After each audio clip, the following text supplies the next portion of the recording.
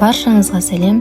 Біз бүгін осындай шашырап пісетін нағыз қазақша плов жасайтын боламыз. Осындай әдемі қазақша пловқа лайк басты, менімен бірге жасап көр. Ал ендеше бастайық. Ол үшін бізге ең бірінші орында қазы және жылқы еті керек болады. Керекті заттар тізімі толықтай граммы мен описаниеде жазылған. Видеодағыдай барлығын турап дайындап аламыз. Қызып тұрған майға етті салып, үстіне туралған сарымсақ пен кішкене соя тұздығын қосып, етті қызартып қуырып аламыз. Палаудың түсі пияздың қаншалықты қуырғандығына қарай өзгеріп отырады, сол үшін пиязды қызартып қуыру өте маңызды. Етіміз қызарған кезде оның үстіне пиязды салып, видеодағыдай дымдап қоямыз. Пиязды тым көп салып жібермеу керек, себебі от көтермей қалса, пиязымыз қуырылмай, қайнап піскен секілді дәмсіз болып қалады.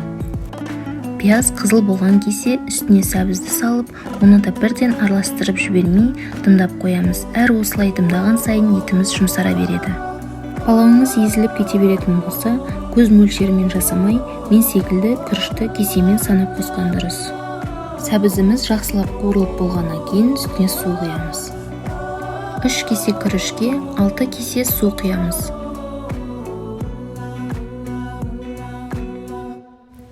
Одан кейін тұз қосамыз. Ал егерде етіңіз тұздалмаған болса, тұзды етті қуырып жатқан кезде салып жіберу керек.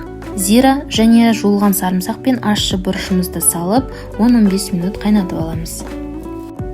10-15 минут өткеннен кейін алып тастаймыз, себебі ащы болып кетуі мүмкін. Иісі деген енді керемет болады. Біраз қайнаған соң үстіне күрішімізді салып, суы тартылғанша күтеміз. Суы тартылған кезде күрішті ортаға жинап, сарымсақ пен бұрыштарды салып, піскенше баяу отта бұқтырып қоямыз.